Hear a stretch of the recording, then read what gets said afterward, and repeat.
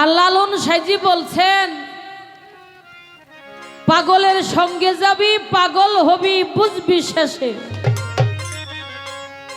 তোরা কেউ যাস না রে পাগলের কাছে,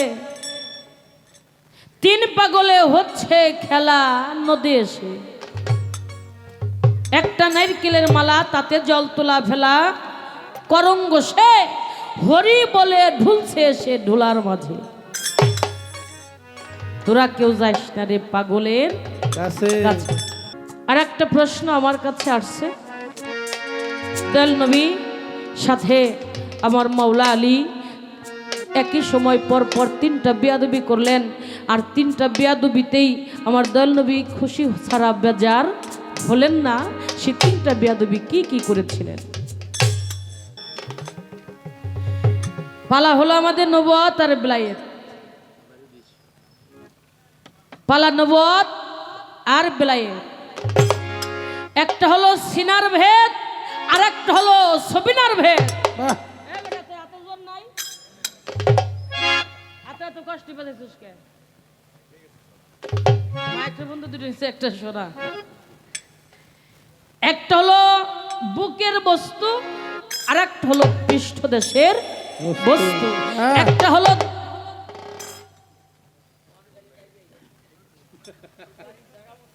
ওইটা হন, আমার দাবার ওইটা হন, ওইটা হন।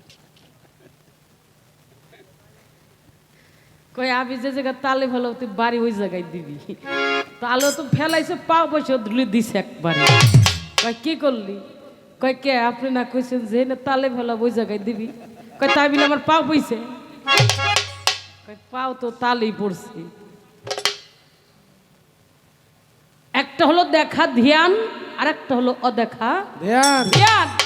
একটা হলো আইনল একিন আর একটা হলো বেলগাই বেকিন। বেলগাই বেকিনটা হলো নবুয়ত আর আইনল একিনটা হলো বেলায়েত। একটা সিনাই সিনাই লেনা দেনা হয়, আর একটা বাবা পৃষ্ঠদেশের একটি ব্যাপার স্যাপার হয়। এটা হলো সিনার ভেদ। দর্শন, দর্শন দেখাইতে হবে। কি দর্শন দেখাইতে হবে।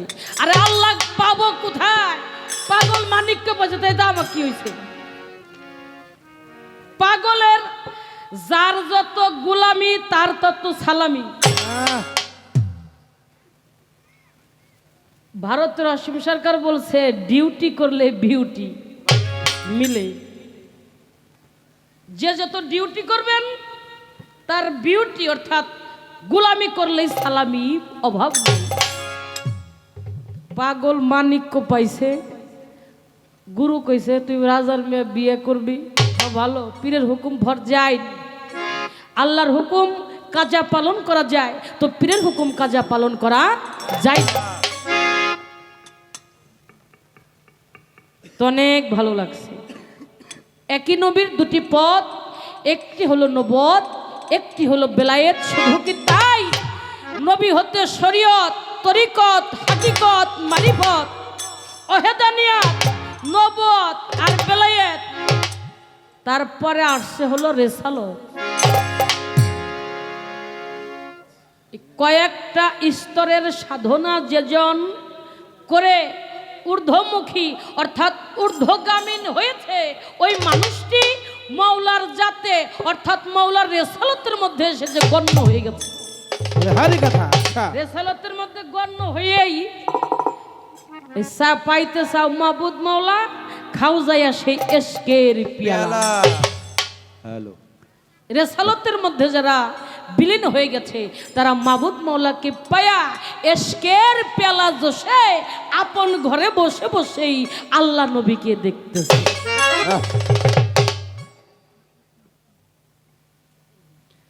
তো বাবাজির গান কথাবার্তা অনেক দামি কথা, অনেক ভালো।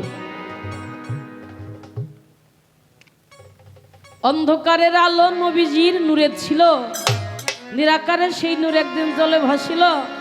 সেই নূরে সংসার কুদরত মাওলার, তার সারাই আলম তৈরি করছেন মোহাম্মদী নূরে। আবু জাহেল, আবুল আহাব, নমরুদ, ফিরাউন এরা কোন নূরে হইছে? কেন এই গানটা গাইলাম, কেন এই গানটা আমি গাইছি, আর আমার কি দোষ, আমার কি দোষ, এটা হালিম বইতি জানে, এটা আমার কি দোষ। উনি বুঝে গানটা লিখছেন, কি উনি বুঝেই গানটা লিখেছেন। একই ভান্ডে পুত্র কন্যা দেখি একাকটার একাক রমুনা, কেহ ল্যাংরা অতুর হয়েছে কানা, রূপ রমুনা ভিন্ন গঠন। বাবার বিষ, আপনার সেটের মধ্যে সমস্যা, হ্যাঁ আপনি কর্ড লিস্টের সমস্যা, বন্ধ করেন। বাবার বিষ, মায়ের রস, বাবার 4 মায়ের 4, আল্লাহর দেওয়া 10। আচ্ছা, এই মেয়ে সন্তান জন্ম দিলে বাবার 4 লাগে, মায়েরও 4 লাগে না? হ্যাঁ। আল্লাহর 10টা শক্তি লাগে। ছেলে ওই রকম 4 4 রস 20। আচ্ছা, তাহলে এখানে কি কোনো বাপ মার দোষ আছে? হ্যাঁ, বাবা মার কোনো দোষ নাই। কেন নাই?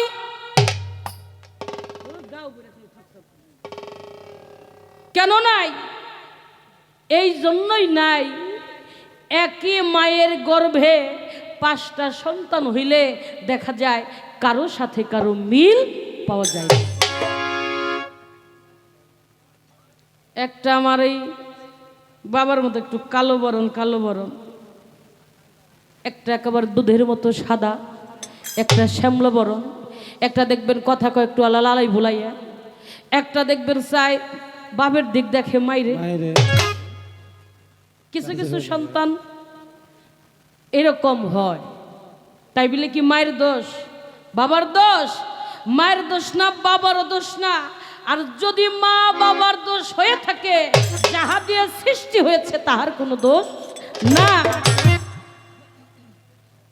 সে বাবা গুরু আছে, ভক্ত নয়, ওই গুরুর কোনো দাম আছে না? দাম নাই। বাজা গুরু, বাজা নারী আর সাজা গুরু, বাজার নারী সাজা গুরু, উয়ার নাই কোনো দাম। কথা বলার সময় মাথার মধ্যে একটু নড়াচড়া করবেন না। যে মেয়ে মাতৃত্ব রক্ষা করতে পারে না, তার জীবনের কোনো দাম নাই। গুরু আছে, গাছ ভালো, গাছের ফল নাই, ওই গাছ কি গেরস্তে রাখবে না, ওরে কাইটে শেষ করে দিবে। কাইটে কি করবে? তো খড়ি বানাবে, লাকড়ি, তা না হলে ঘরের ফার্নিচার, ওরে ছাই বানায় শেষ। ভালোর পাশে যদি খারাপ না থাকে, ভালো কখনো শোভা পাবে না। রাত্রর কাছে যদি আলো না থাকে,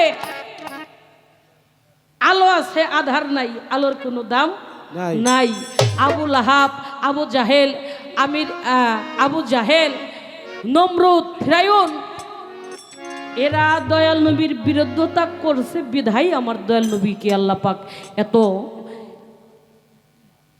হাসান হুসাইন যদি ওই কারবালার জমিনে শহীদ না হতো, হত্যা না করা হতো, তাহলে ইসলাম এত জিন্দা হতো না, এত জিন্দা হতো না। সেই জন্য জীবন ভরে খালি শত্রুতাই করছে, বিরোধিতাই করছে। আল্লাহ সাইজেই যৎকাল আল্লাহগিরি করতে গেছে নমরুদ, কি করেন? তাহলে আল্লাহর তো কোনো শত্রু নাই, ছিল নাই। আল্লাহরও দেখা যায় নমরুদ নিজেই খোদাই দাবি করছে না? তাহলে তো নবী এই জন্যই এই নমরুদের কোনো দোষ না, নবীর কোনো দোষ না। এটা হলো খাচিলত্বের দোষ। এই নূরের কোনো দোষ না, নূরের কোনো বিকাশ নেই। নূর শেষ নূরালয়, কিন্তু নূরের কোনো প্রকার ভেদ নাই, আর নূরের কোনো দোষ বাবা নাই।